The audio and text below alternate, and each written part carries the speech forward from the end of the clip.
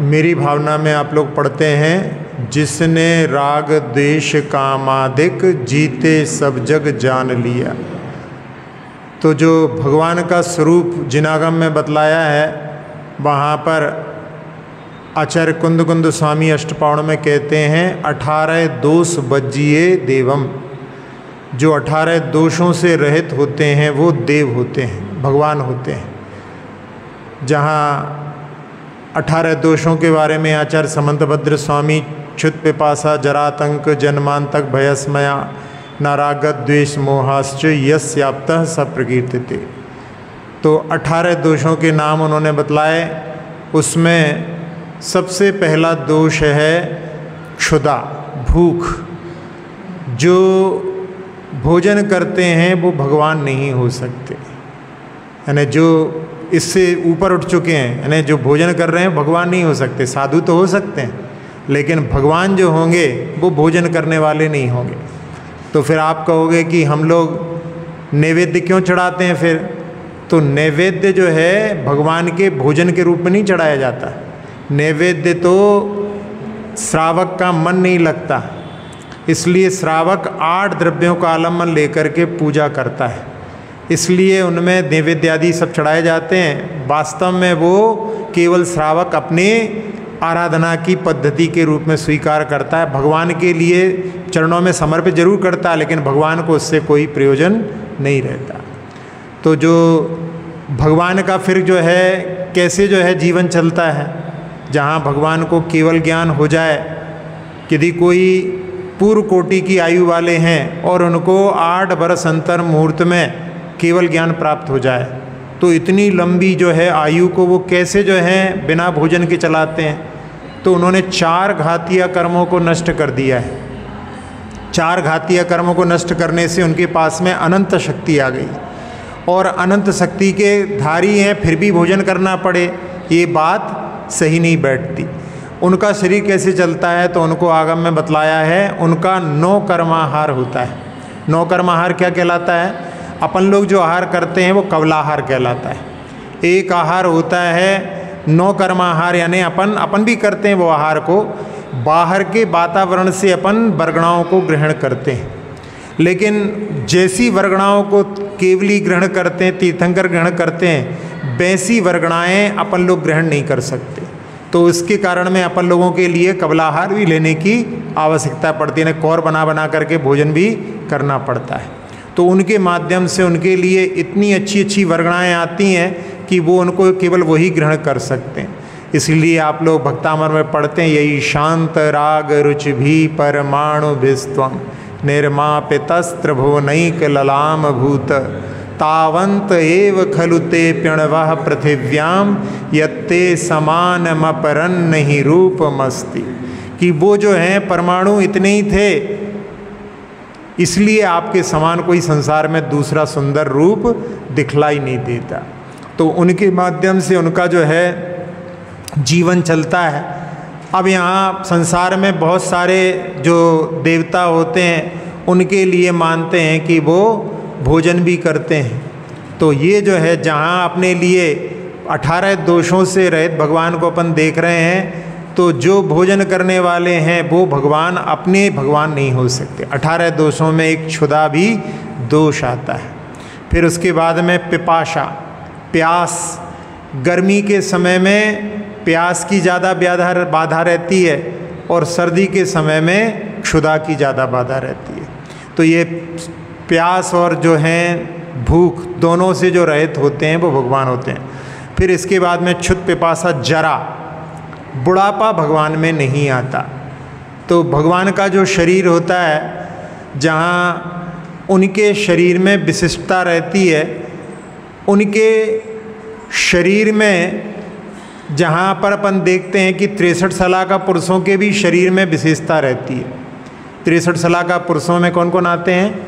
24 तीर्थंकर, 12 चक्रवर्ती, 9 नारायण, बलभद्र और प्रतिनारायण। तो ये 63 साल का पुरुष होते हैं। इनके बारे में बताया जाता है कि इनके शरीर में ऐसी विशेषता होती है कि जन्म के बाद में 16 बरस तक तो इनका शरीर बढ़ता है, और 16 बरस के होने के बाद में फिर शरीर में वृद्धि रुक जाती है। तो बस 16 बरस की ही उनकी पूरी आयु तक जो है काया बनी रहती है। उनके बच्चे उनके सामने बूढ़े हो जाएंगे, लेकिन उनकी जो है काया में परिवर्तन नहीं आता। तो ये उनकी विशिष्टता है। पूर्व भव की तपस्या के कारण में 63 शलाका पुरुषों के लिए परिवर्तन नहीं आता। तो उसमें 24 तीर्थंकर हैं, और जो अरहंत होते हैं उनके अरहंत का भी परम औदारिक शरीर हो जाता है, तो उसमें भी कोई बुढ़ापे की बात नहीं रहती। तो इसलिए भगवान के लिए जो है बुढ़ापा नहीं होता। फिर मृत्यु, तो भगवान जो है मृत्यु की ही मृत्यु कर देते हैं, यानी मृत्यु को ही, मरण को ही नष्ट कर देते हैं। क्योंकि मरण के बाद में क्या होता है संसार में, मरण करने के बाद में दूसरा जन्म होता है। तो जन्म मरण ऐसे चलते रहते हैं, लेकिन भगवान जो है मरण का ही मरण कर देते हैं, यानी अब उनका जन्म दूसरा नहीं होगा। तो जीवन मुक्त तो वो रहते ही हैं, और उनकी जितनी आयु रहती है उसको पूरा जब बीत जाती है तो फिर उनके जो है 8 चारों कर्म और नष्ट होकर के वो जा कर के शाश्वत स्थान जो सिद्ध स्थला है उस पर जा कर के विराजमान हो जाते हैं। तो इस प्रकार से जिनके पास में मृत्यु, जिनकी मरण भी होता है, वो भी जो है मतलब 18 दोषों में गिना जाता है, वो भी अपने भगवान नहीं हो सकते। तो जहाँ पर अपन लोग पढ़ते हैं कि एक तीर से लगत मिनस गई काया, तो वो जो है जहाँ पर मरण को प्राप्त होते हैं वो अपने आराध्य यानी बीतराग प्रभु नहीं हो सकते। तो बीतरागता जो विशेषण है वो 18 दोषों से जो रहित होते हैं उन्हीं में घटित होता है। तो इसमें बीतराग शब्द की अपन व्याख्या देखें तो वी विशेषण इतः गतः रागा इति वीतरागा। वैसे कई बार कह देते हैं बीत गया है राग जिनका, सामान्य समझने के लिए, लेकिन वहाँ पर बीत शब्द जो होता है वो हिंदी की अपेक्षा से, लेकिन वहाँ पर जब संस्कृत की व्याख्या की जाती है तो भी विशेषण इतः गतः रागा, यानी नष्ट हो गया है, जिनका राग विशेष रूप से नष्ट हो गया है। तो राग जहाँ नष्ट हो गया है मतलब द्वेष तो पहले ही उन्होंने जीत लिया है। तो ऐसे जो भगवान होते हैं उनके पास में वहाँ पर जो है मृत्यु भी नहीं होती। अब इसके बाद में आता है कि भगवान को रोग भी नहीं होते। जो रोग से ग्रसित हैं वो भगवत्ता से युक्त कैसे हो सकते हैं?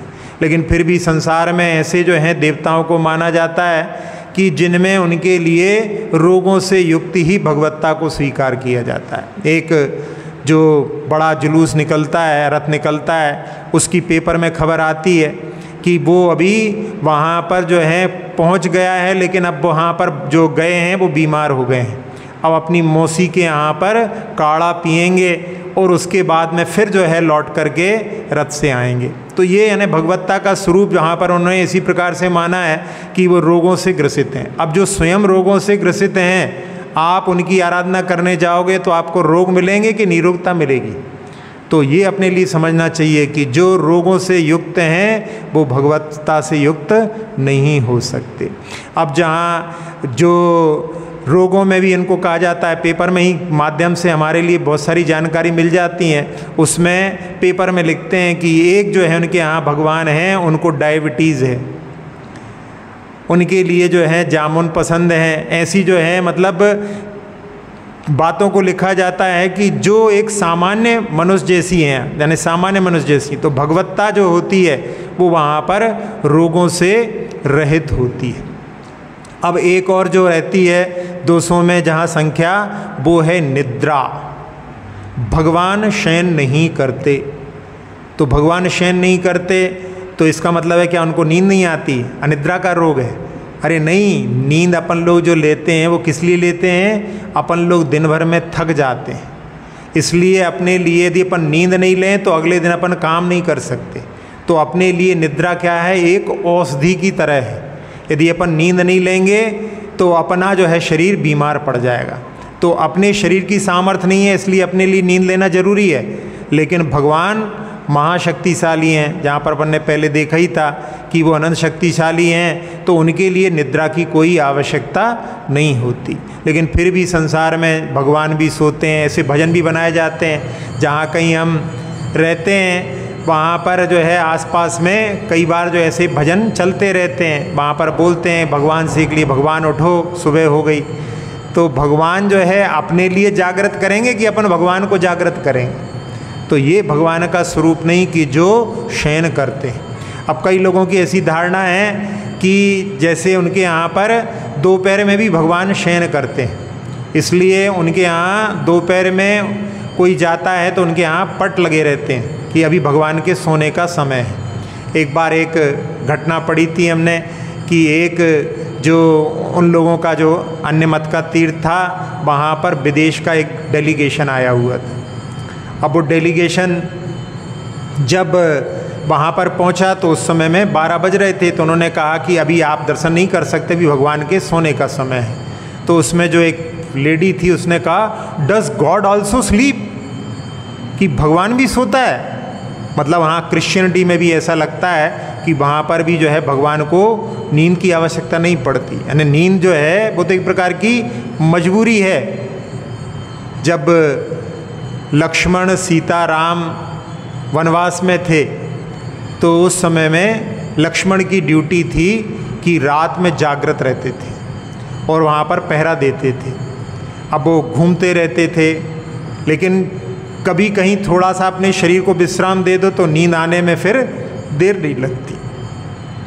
तो एक बार वो कहीं पर टिके और वहीं पर उनको झपकी आ गई, और जब झपकी टूटी तो उनको जो है मन में बड़ा खेद हुआ। वैसे नींद तो जो है कर्म है, अपना दर्शनावर्णी कर्म रहता है, उसी में निद्रा आदि जो है प्रचला स्त्यान गृद्धि आदि उसके भेद बताए जाते हैं, लेकिन फिर भी रूपक है संसार में समझाने के लिए, तो वहाँ पर वो निद्रा को देवी के रूप में बतलाया। तो उसमें लक्ष्मण जी ने कहा देवी से कि तुम मेरे पास मत आया करो। तो देवी ने कहा कब तक? तो कहा उन्होंने कि जब तक भैया का राज तिलक नहीं हो जाता है तब तक तुम मेरे पास मत आना। तो समय व्यतीत हो गया, अच्छे से उनका जो है ड्यूटी पूरी अच्छे से निभा दी उन्होंने, और जिस दिन राज तिलक था राज्यसभा में ही उनको झपकी आ गई, क्योंकि उन्होंने बोला था कि जब तक राज तिलक नहीं हो तब तक नहीं आना। तो जैसे ही राज तिलक हुआ झपकी आ गई। तो फिर जब उनकी झपकी टूटी तो फिर उसके बाद में फिर उनको खेद हुआ, क्योंकि अक्सर ऐसे ही होता है, नींद तो लग जाती है, जब बाद में टूटती है तब समझ में आता है कि यार लोग देख रहे होंगे कैसा लग रहा होगा। कई बार जो है बड़े बड़े राजनेता भी मंच के ऊपर सो जाते हैं और उनकी वीडियो बन जाती हैं और पेपर में भी छप जाती हैं। तो वो जो है उनको बड़ा खराब लगा, तो उन्होंने फिर उस निद्रा देवी से कहा। तो निद्रा देवी ने कहा कि फिर मैं कहाँ जाऊँ? तो कहते हैं कि लक्ष्मण जी ने बोला कि तुम धर्म सभा में किसी को पकड़ लिया करो। तब से वो जो है निद्रा देवी धर्म सभा में देखती रहती है कौन आंखें बंद कर रहा है, और बस उसी के ऊपर वो झंपापात कर देती है। इसलिए जो है धर्म सभा में बहुत से लोग ऊँघते सोते हुए मिल जाएंगे।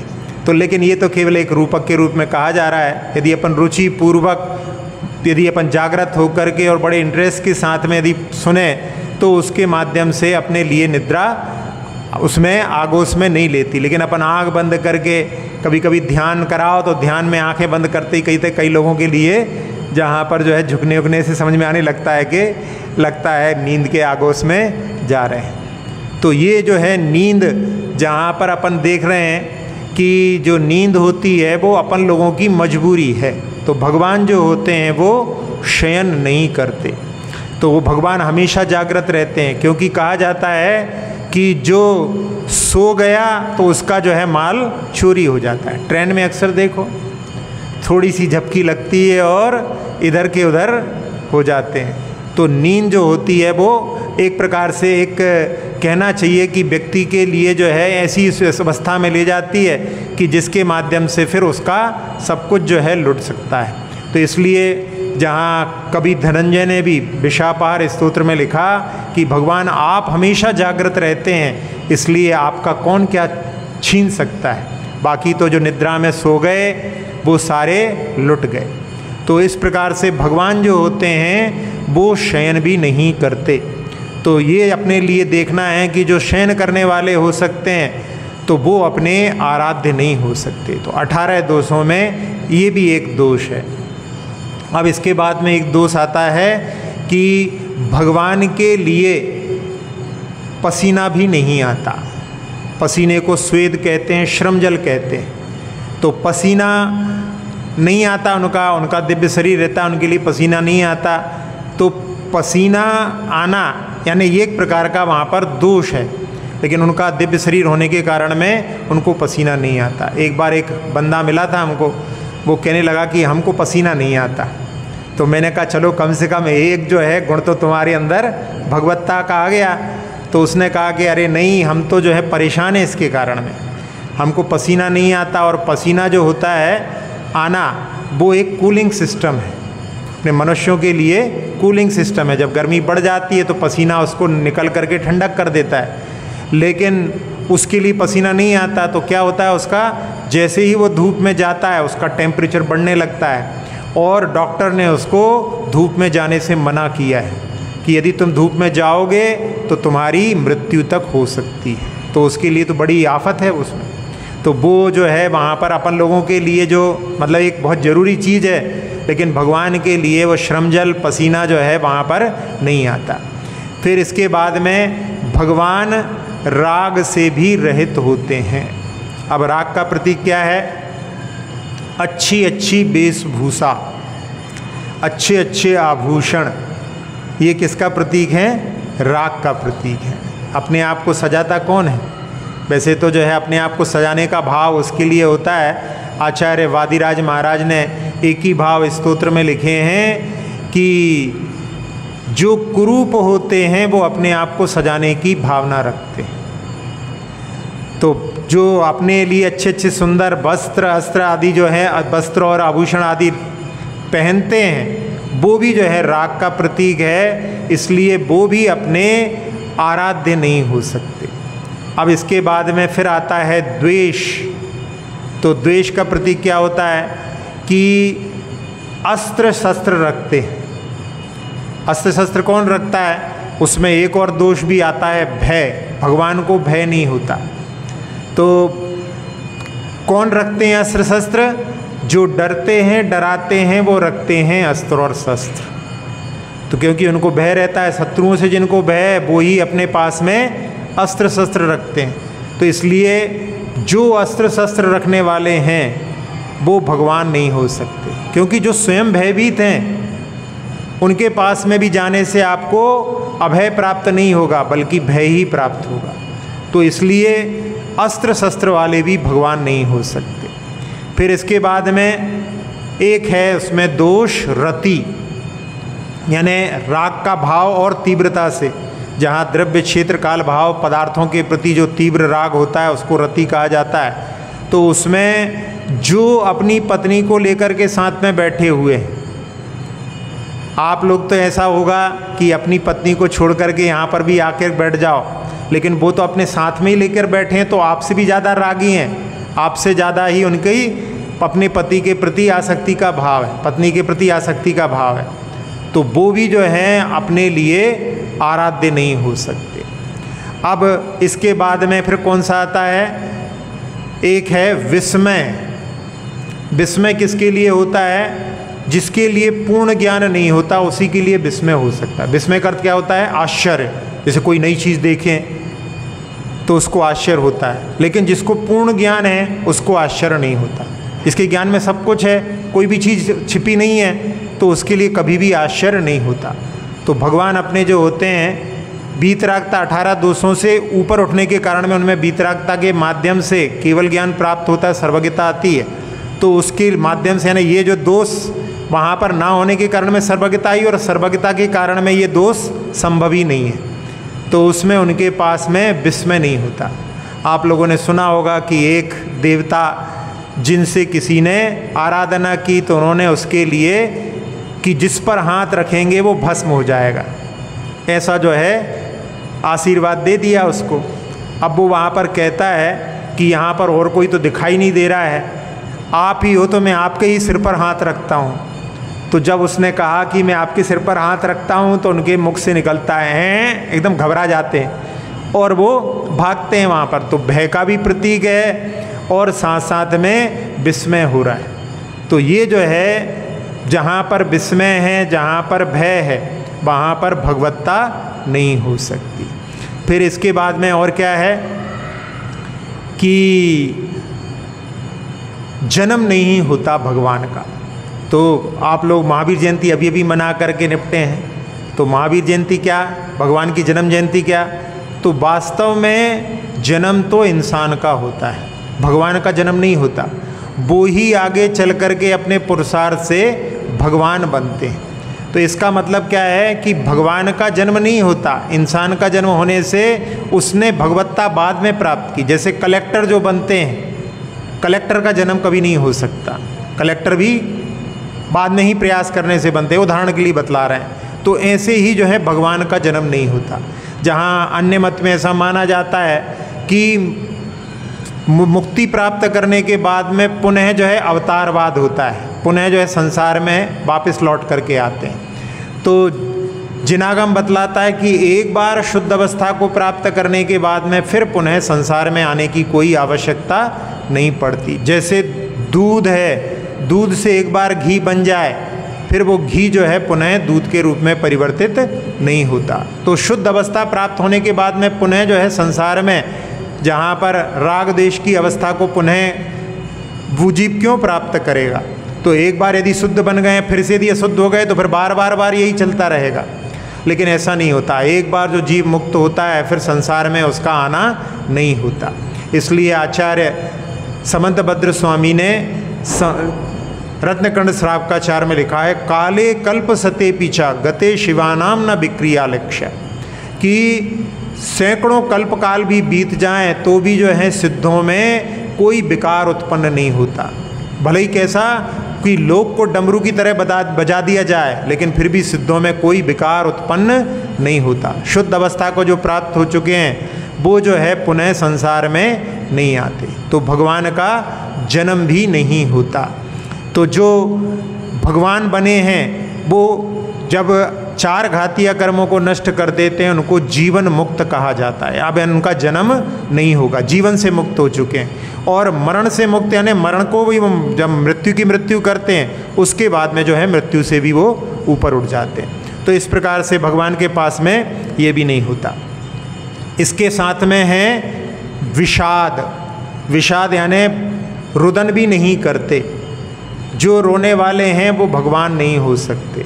तो रोता कौन है? जिसको किसी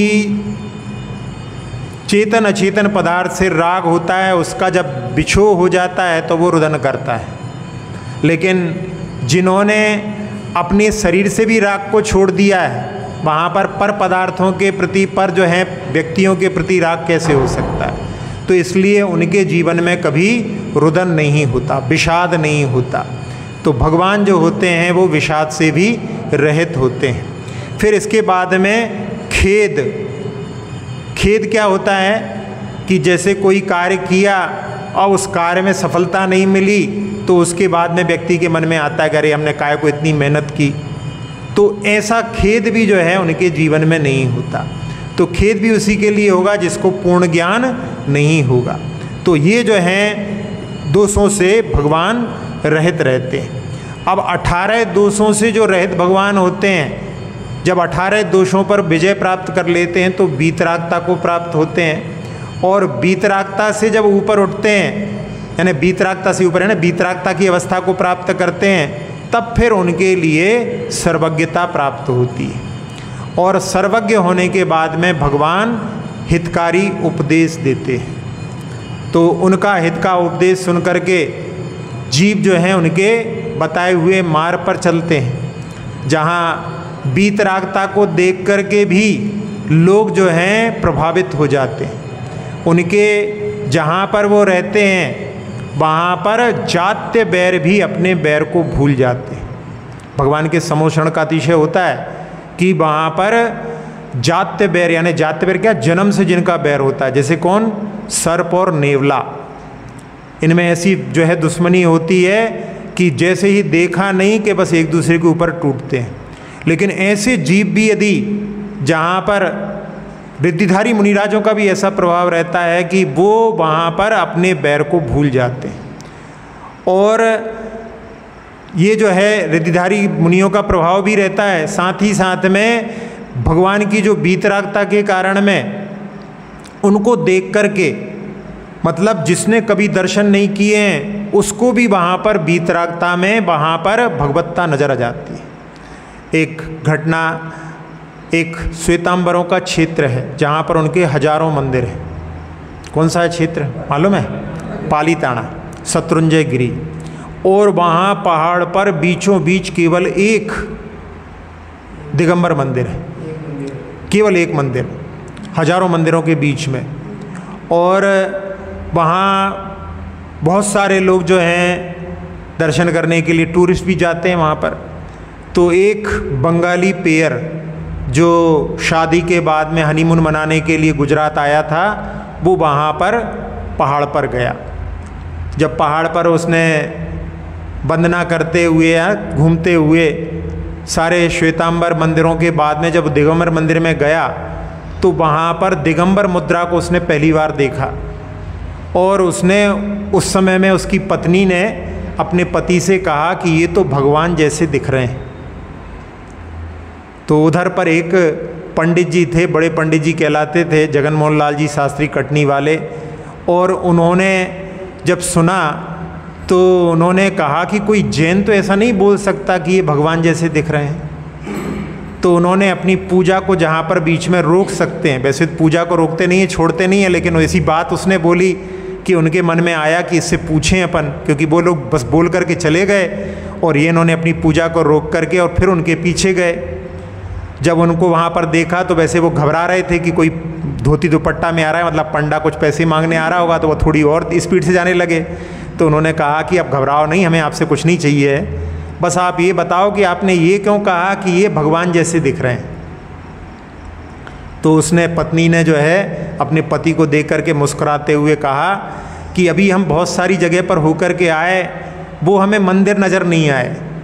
श्वेतांबरों के मंदिर के लिए वो अजैन जो महिला बोल रही है कि वो हमें राजमहल नज़र आए और उसमें जो मूर्तियाँ थीं वो हमें राजा के रूप में नज़र आईं, क्योंकि उनके मुकुट लगे हुए हैं, माला पहने हुए हैं, तो वो सब हमें वहाँ पर राजा के रूप में लग रहे थे और ये हमको यहाँ पर भगवान नज़र आ रहे थे। तो जिसने कभी दर्शन नहीं किए उसको भी वीतराग प्रभु में भगवत्ता के दर्शन हो जाते। फिर उन्होंने पंडित जी ने पूछा कि उनकी वेशभूषा देख करके कि आप लोग बंगाली हैं? तो उन्होंने कहा हम लोग बंगाली हैं। तो कहने लगे आपके यहाँ वहाँ पर आप कौन से मंदिर में जाते हैं? तो वहाँ पर उसने महिला ने कहा कि हम राजा राम के मंदिर में जाते हैं। उसने राजा राम बोला, भगवान राम नहीं बोला। तो कई जगह पर जो है लिखा रहता है, भगवान नहीं लिखा रहेगा, राजा राम, राजा लक्ष्मण के मंदिर ऐसा लिखा रहता है। तो राज अवस्था की वो जो है उनको मानते हैं। अपने यहाँ पर जो है राज अवस्था को छोड़ करके जब भगवत्ता को उन्होंने मुनि अवस्था को प्राप्त किया, फिर बाद में भगवत्ता को प्राप्त किया।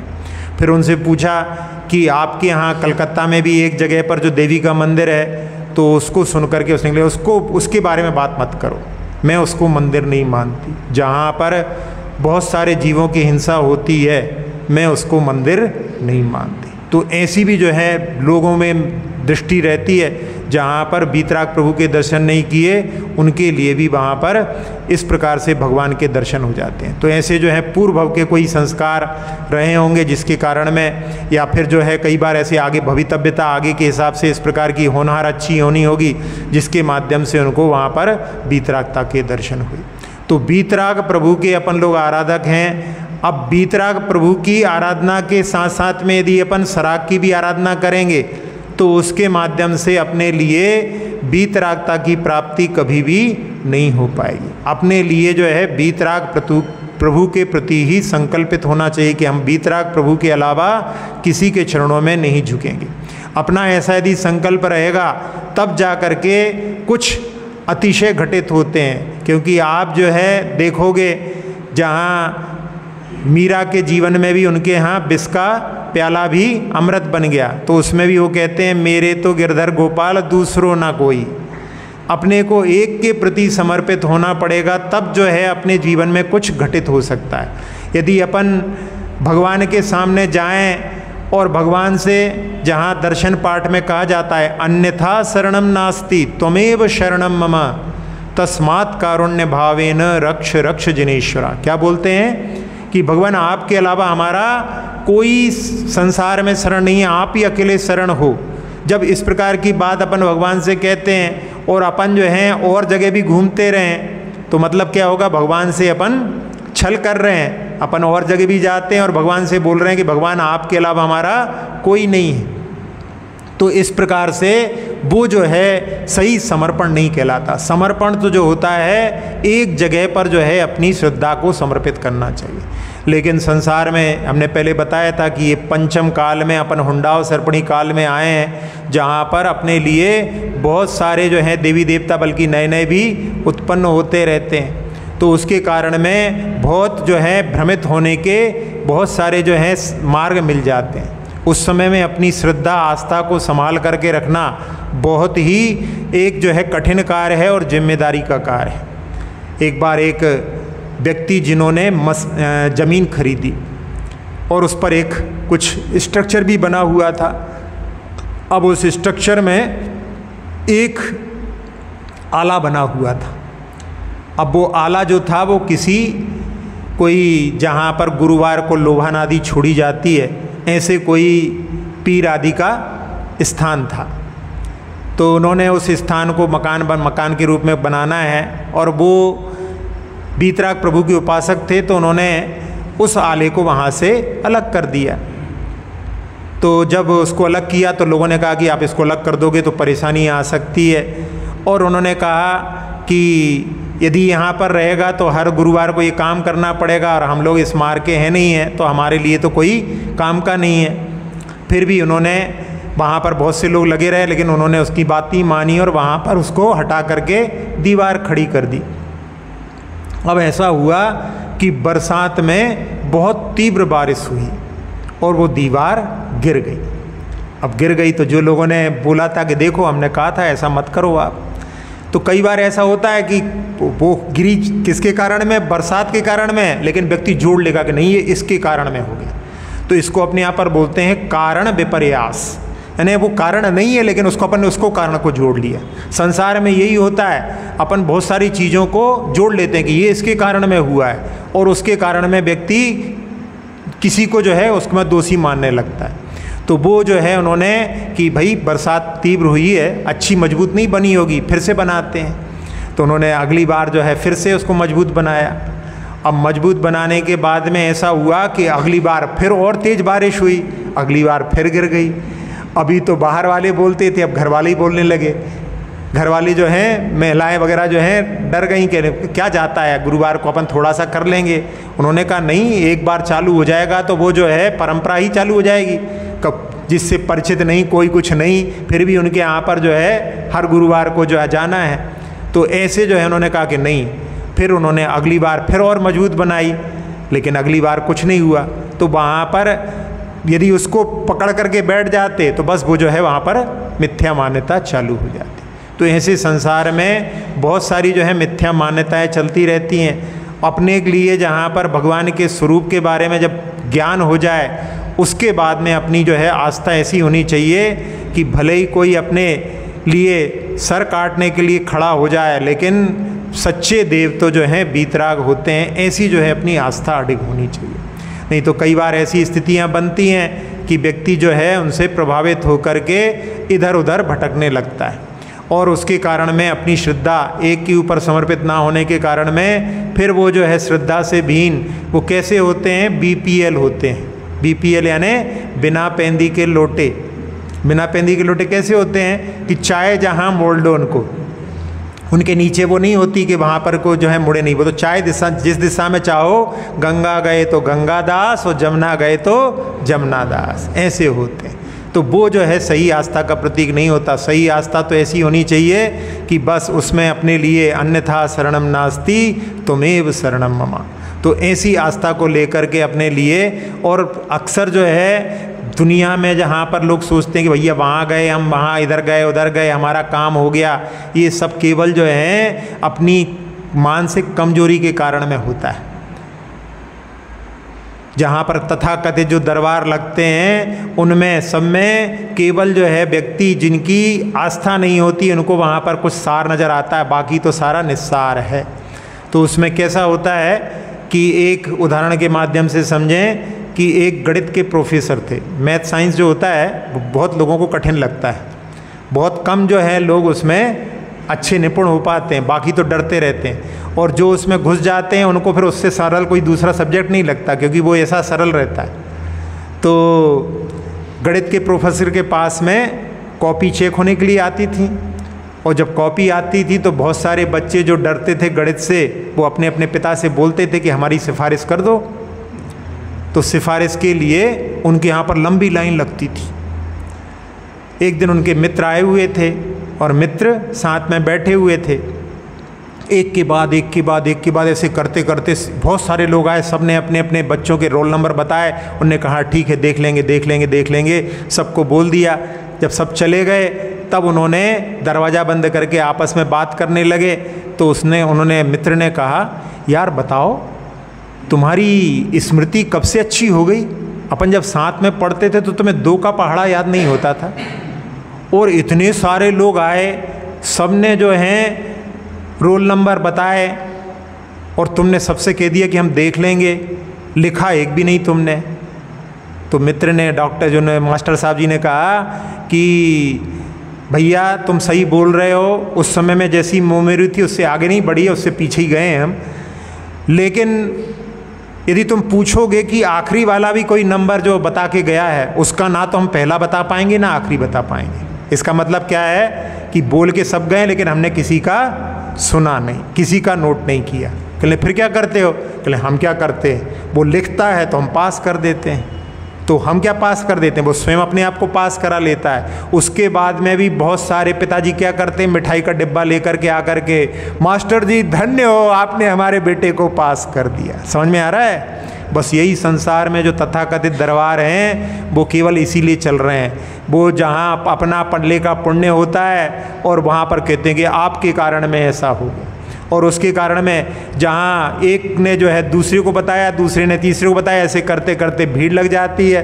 अब कोई भी कार्य होते हैं उसमें भीड़ में जो है थोड़े लोगों के तो अपने आप बनी जाते हैं, और बस उसके कारण में चलता रहता है। तो ये जो है अपने को समझना चाहिए, अपने वीतराग प्रभु के पास में जो शक्तियाँ हैं, इसके अलावा संसार में कहीं शक्तियाँ नहीं हैं। उनके पास में अनंत ज्ञान, अनंत दर्शन, अनंत सुख, सब कुछ उनके पास में है। अपने लिए कि भगवान के स्वरूप को समझ करके और उनके प्रति समर्पित होकर के बस भगवान के अलावा अपने लिए कभी सोचना भी नहीं चाहिए। स्वप्न में भी जो है मन में भाव नहीं आना चाहिए। ऐसा जो है अपनी आस्था का प्रतीक, जहाँ वीतरागता को अपन ने समझा है तो 18 दोषों से रहित अपने भगवान होते हैं। उनको समझ करके जहाँ अपन ने, मेरी भावना की वो पहली पंक्ति कि जिसने राग द्वेष कामादिक जीते सब जग जान लिया, और सब जीवों को मोक्ष मार्ग का निष्प्रय हो उपदेश दिया। फिर ऐसे भगवान की अपनी जो है आस्था बना करके अपने जीवन में उसको पालन करें। इसी भावना के साथ में, जावाणी के ज्ञान ते सुजे लोकालोक, सुवाणी मस्तक धरूं सदा देत हूँ डोक।